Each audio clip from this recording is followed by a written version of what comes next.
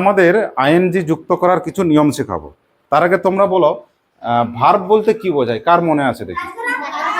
কেমন কাজ করা? যে কোনো কাজ, তাই তো? এবার ভার্বের সঙ্গে যখন আমরা আইএনজি যুক্ত করি তখন কি কি পরিবর্তন হয়, আজকের বিষয় সেটাই। একটু নিয়মটা শিখে রাখো, খুব সহজেই তোমরা পেরে যাবে। দেখো, প্রথম নিয়মটা কি আছে? ভার্বের শেষে যদি একটি মাত্র ই থাকে, ভালো করে দেখো, আমি লিখেছি কাম, COME, কাম মানে কি? আসা। শেষে কি আছে? একটি মাত্র ই আছে, তাহলে কি হয়? ইটা মুছে যাবে আর তার সাথে কি হবে? আইএনজি যুক্ত হবে। উদাহরণটা ভালো করে খেয়াল করো, বানানটা দেখো, COME আছে, শেষে কি আছে? ই, তাহলে আমি কি বললাম? ইটা মুছে যাবে, তাহলে কি অবস্থা হবে? COM, ইটা মুছে গিয়ে কি হবে? আইএনজি। বোঝা গেছে? কোথায় টি আছে এখানে? এটা যোগ চিহ্ন, যুক্ত। আচ্ছা, এটা বলো, GIV, গিভ। গিভ মানে দেওয়া, তার সঙ্গে আইএনজি যোগ। বলো কি হবে এখন? সঙ্গীত হাত তুলেছে, বলো কি লিখবো? বানানটা বলো। GI, হ্যাঁ, এটা কি হবে? মুছে যাবে। তাহলে বোঝা গেছে? তারপরে এটা কে পারবে? হাত তুলো। নমিতা বলেছে, কাছে আসো, বলো। আচ্ছা, লিখছি MAKING। বুঝতে পেরেছো? মজা আছে? আচ্ছা, এটা বলো, রাইট। রাইট মানে কি? আগে বলো, রাইট মানে কি? রাইট মানে লেখা, ঠিক। হ্যাঁ, বল। আচ্ছা, বিনা বল। হুম হুম হ্যাঁ হ্যাঁ হ্যাঁ, এটা হবে না, কি হবে? একবারে আইএনজি। তাহলে এটা কি হলো? রাইটিং, লিখছি।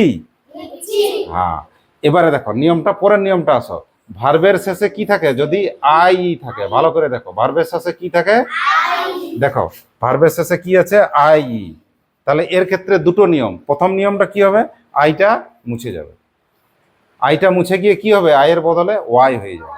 তাহলে একটা একটা করি, দেখো, DIE, শেষে কি থাকে? আই। আই কি থাকে? আই। আগেরটাতে কি ছিল? শুধু ই। আর এইখানে কে আছে? IE। তাহলে আইটা মুছে গিয়ে কি হবে? ওয়াই হয়ে যাবে। আর এই ইটা পাল্টে গিয়ে কি হবে? ওই উপরেরটা রকম আইএনজি হবে। ইটা মুছে যাবে, মুছে গিয়ে কি হবে? তাহলে এর দুটো নিয়ম। কার ক্ষেত্রে? যদি শেষে কি থাকে? আই, শুধুই নাই, কি? আই। তাহলে আইটা পাল্টে গিয়ে কি হবে? আর ইটা মুছে গিয়ে কি হবে? আই। চলো এটা চেষ্টা করো, দেখো। 1 মিনিট, আগে আমাকে বোঝাতে দাও, শেষে কি আছে? আই আছে। তাহলে প্রথম নিয়ম কি বলেছি? আইটা মুছে কি হবে? ওয়াই হবে। তাহলে এল, আইটা মুছে কি হবে? ওয়াই। আর ইটার বদলে কি হবে? তাহলে দেখো বানানটা কেমন চেঞ্জ হয়ে গেল, লাই থেকে হয়ে গেল লাইং। আচ্ছা, এটা বলো, শেষে, আচ্ছা, শেষে কি আছে? আই। কে পারবে? আচ্ছা, রোহন বলো, বানান বল। টি, তারপর? আচ্ছা, ওয়াই কেন? আয়ের বদলে ওয়াই, তারপর ইয়ের সাথে কি বদলে কি হবে? তাই, এই তো বুঝে গেল। তাহলে নিয়মটা মনে রাখবে যে শেষে আমার আই যদি থাকে তাহলে এই নিয়মটা হবে। এবার পরের নিয়মটা আসো, যদি ভার্বের শেষে ওয়াই থাকে তাহলে কি হবে? তাহলে তো খুব সহজ, ওয়াই থাকলে শুধু আইএনজিটা দিলেই কাজ শেষ। কেমন? ভার্বের শেষে কি আছে? ওয়াই। তাহলে ওয়াই থাকলে অতি আনন্দ, BUY, আর আইএনজিটা বসিয়ে দাও। এর থেকে কি সহজ আছে? এটা কে বলবে? আচ্ছা, এই দিক থেকে বলুক, নমিতা বল। CR, না না না না, ওয়াই। আমরা কি বলছি? ওয়াই থাকলে কিচ্ছু করার দরকার নাই, শুধু ভার্ব আর আইএনজি দিয়ে দিবে, কোনো পাল্টানোর দরকার নাই। কি দেবো? আইএনজি। এই তো। পরের নিয়মটা আসো, এখানে কি বলছে? ভার্বের শেষে যদি দুটোই থাকে, ভার্বের শেষে কি থাকে? দুটোই। তাহলে কি হবে? দুটোই থাকলে কিন্তু ইটা মুছবে না। কি বলে দিলাম? যদি শেষে দুটোই থাকে তাহলে মুছবে না। করো, দেখো, শেষে দুটোই আছে, এক্ষেত্রে মুছবে? তাহলে না মুছে, এইটাতে যেমন কি ছিল? একটা ছিল, তখন এটাকে তোমরা মুছেছিলে। এখানে কটা আছে? তাহলে কি লিখবে? যেমন আছে থাক, ওকে আর ডিস্টার্ব করার দরকার নেই। সহজ আছে না? আচ্ছা বলো, বানানটা বলো, বানান। আচ্ছা কাজল বলবে, বল। হ্যাঁ, জি আর এখানে পাল্টাবে না, থেকে যাবে। তাহলে দেখো, এত বড় মনে হইতেছিল, কত তাড়াতাড়ি করে দিলাম। 20টি লেটার যেগুলো তোমাদের ইংরাজিতে ছিল, তার মধ্যে ভাওয়েল কতগুলো ছিল? ভাওয়েল কতগুলো? 5টা। কি কি? আর বাকি যে 21টা ছিল তারা হচ্ছে কনসোনেন্ট। এই তো।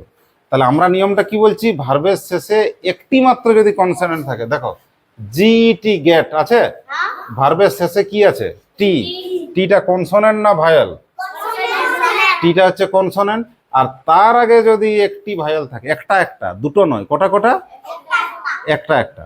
ভার্বের শেষে একটি মাত্র কি আছে? কনসোনেন্ট। তার আগে একটি মাত্র ভাওয়েল। একটা কনসোনেন্ট আর একটি মাত্র যদি ভাওয়েল থাকে, তাহলে মজাটা কি হবে বলো? তাহলে এই যে শেষে টি আছে বা শেষে যে আছে, সেটা কি হয়ে যাবে? ডবল হয়ে যাবে, দুবার হয়ে যাবে। তাহলে মজাটা কেমন? কনসোনেন্টটি ডবল হয়ে যাবে আর আইএনজি যুক্ত হবে। দেখো, আগে নিয়মটা তাহলে চিনতে হবে আগে, তারপরে অ্যাকশন। শেষ নিয়মটা কি বললাম? ভার্বের শেষে কনসোনেন্ট কটা? একটা না দুটো? একটা। দেখো, একটা কনসোনেন্ট টি আছে আর তার আগে একটি ভাওয়েল আছে। তাহলে কি বলে দিলাম? এই যে শেষের কনসোনেন্টটা আছে, সে দুবার হবে। করো, জি ই টি কবার হবে? কনসোনেন্টটা দুবার। দেখো, একবার দুবার হয়েছে। আর যে ছিল আইএনজি, তাকে বসাও। গেট থেকে হয়ে গেল গেটিং। হ্যাঁ, দেখো এইখানেও খেয়াল করো, লাস্ট শেষে কি আছে? টি নয়, একটা কনসোনেন্ট। আর তার আগে একটা ভাওয়েল আছে। তাহলে এই কনসোনেন্টটা কবার হবে? দুবার। লেখো, বেট থেকে হয়ে গেল ING, betting. BATT ING, betting. একটা একটা পড়বে, বিএটিটি আইএনজি। আচ্ছা, এখানে দেখো, শেষে জিটা ভাওয়েল না কনসোনেন্ট? আর ইটা ভাওয়েল। তাহলে একটা কনসোনেন্ট আর একটা ভাওয়েল আছে। তাহলে এই ক্ষেত্রে এটাকে কি করা হবে? দুবার। তাহলে বানানটা বলো।